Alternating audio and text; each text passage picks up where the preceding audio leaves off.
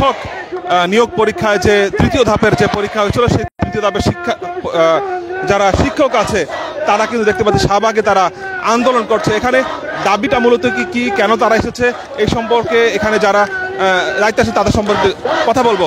একটু বলবেন আপু, আজকের কেন আপনারা এখানে এসেছেন, কি দাবিতে? আসলে আমরা আজকে 5-7 দিন যাবৎ আমরা এখানে আছি। আপনারা ইতিমধ্যে জানতে পেরেছেন যে আমরা কেন এসেছি। অনেকে মনে করতে পারেন যে এখন বিভিন্ন লোক বিভিন্ন দাবি দাওয়া নিয়ে আসে।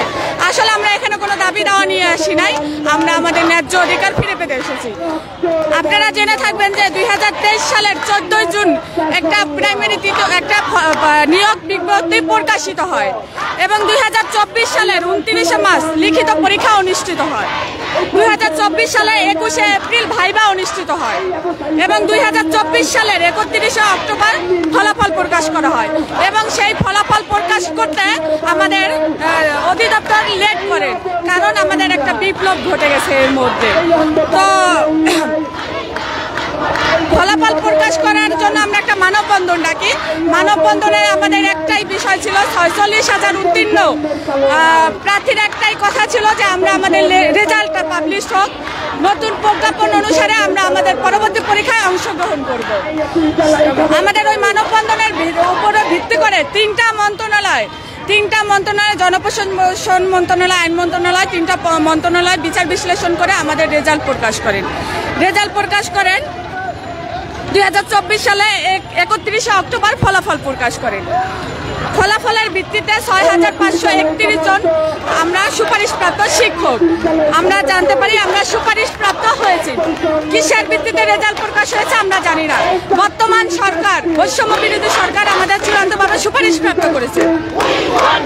এই রেজাল্টের উপর ভিত্তি করে 31 জন রিটকারী যারা চূড়ান্তভাবে বিজয় অর্জন করতে পারে নাই তারা হাইকোর্টে একটা আপিল করেন।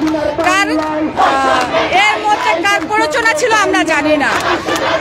আওয়ামী লীগের ফ্যাসিবাদ সরকারের কোন এক বিচারপতি তাদের রায়ের উপর ভিত্তি করে আমাদের এই রায়টা বাতিল বলে ঘোষণা করেন। আমি যদি আসি নতুন প্রজ্ঞাপনের কার্যক্রম শুরু হবে 5 ডিসেম্বর, এর মধ্যে আমি বলি নতুন প্রজ্ঞাপন শুরু হবে 23 জুলাই 2024 থেকে, কিন্তু আমাদের ফল প্রকাশ হয়ে গেছে 31 অক্টোবর। সেই ক্ষেত্রে আমরা তো নতুন প্রজ্ঞাপনের মধ্যে পড়ি না। আর অলরেডি আমরা এখানে 6,531 জন সুপারিশপ্রাপ্ত শিক্ষক, আমরা অনেকে অনেক প্রতিষ্ঠানে কর্মরত ছিলাম, অনেকে আমরা সরকারি চাকরি ছেড়ে আসছি, আমি নিজেও একটা চাকরি ছেড়ে আসছি।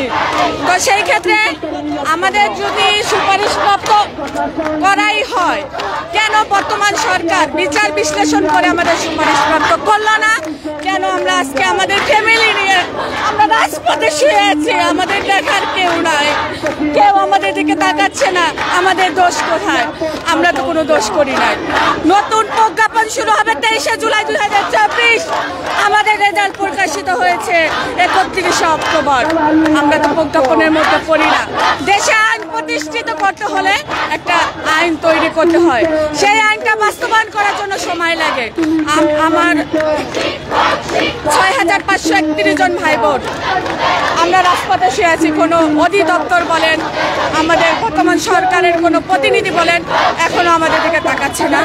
আমাদের কর্মসূচি, আমরা শিক্ষক, আমরা দেশ গড়ার কারিগর, আমরা এত সময় শান্তিপূর্ণভাবে অবস্থান করছি।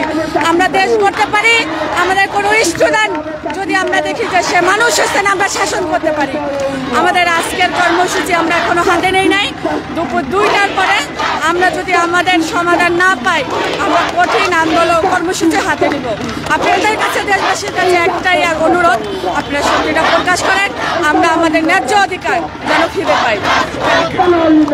দেখতে পাচ্ছি শাহবাগে এখানে একেবারে জাদুঘরের সামনে, আমি তো সামনে থেকে দেখানোর চেষ্টা করি, এখানে কিন্তু জাতীয় পতাকা এবং কাফনের কাপড় পরে তারা কিন্তু সামনে অবস্থান করছে এবং যেটা বলছে যে ব্যানারে লেখা আছে প্রাথমিক বিদ্যালয় সহকারী শিক্ষক নিয়োগ 2023-এর তৃতীয় ধাপের যে নিয়োগ পরীক্ষা ছিল, সে নিয়োগ পরীক্ষার যারা উত্তীর্ণ হয়েছিল তাদের নিয়োগের দাবিতেই মূলত এখানে তারা কিন্তু এখানে অবস্থান করছে। এবং যেটা এখানে লেখা আছে, সুপারিশপ্রাপ্ত 6531 জন শিক্ষকের দ্রুত নিয়োগের দাবিতে মূলত তাদের এই অবস্থান কর্মসূচি। এবং তারা যেটা বলছে যে তারা আজকে দুপুর 2টা পর্যন্ত তারা এখানে অবস্থান করবে এবং এরপর তারা পরবর্তী যে কর্মসূচি তাদের, সেই কর্মসূচি তারা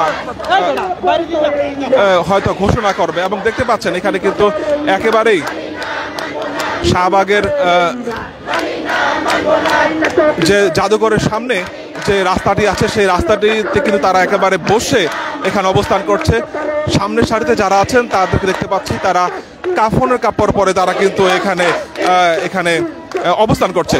এবং যেটা বলছিলাম যে যেই দাবিতে তারা আসলে এখানে এসেছে, প্রাথমিক শিক্ষক নিয়োগ পরীক্ষা তৃতীয় ধাপের যে নিয়োগ পরীক্ষা হয়েছিল, সেই তৃতীয় ধাপের যে শিক্ষক 6531 জন শিক্ষক যারা উত্তীর্ণ হয়েছিল তাদের দ্রুত যোগদানের দাবিতে মূলত আজকে শাহবাগ দেখতে পাচ্ছি তারা কিন্তু এখন অবস্থান করছে। এবং এখানে তারা কতক্ষণ পর্যন্ত অবস্থান করবে সেটা হয়তো জানা যাবে কিছুক্ষণ পরে। এবং দেখতে পাচ্ছি যে শাহবাগ জুড়ে কিন্তু এখানে যারা শিক্ষকরা যারা আছেন, নিয়োগ প্রত্যাশী শিক্ষক, তারা কিন্তু এখানে অবস্থান করছে। এবং সামনের সারিতে যারা আছে তাদের দেখতে পাচ্ছি তারা কাফনের কাপড় পরে তারা এখানে অবস্থান করছে। আমি একটু সামনের দিকে দেখানোর চেষ্টা করি যে পুরো এলাকাটি কিন্তু তারা এখানে বসে পরে তারা অবস্থান করছে। আমি সামনের দিকে দেখানোর চেষ্টা করি, তারা কাফনের কাপড় পরে তারা জাতীয় পতাকা উপরে রেখে তারা কিন্তু এখানে শুয়ে আছে। এবং তাদের পিছনে যারা আছে তারাও কিন্তু কাফনের কাপড় পরে এখানে অবস্থান করছে। দর্শক, এই ছিল শাহবাগ থেকে এখন পর্যন্ত সর্বশেষ। পরবর্তীতে আমরা আবার যুক্ত হব।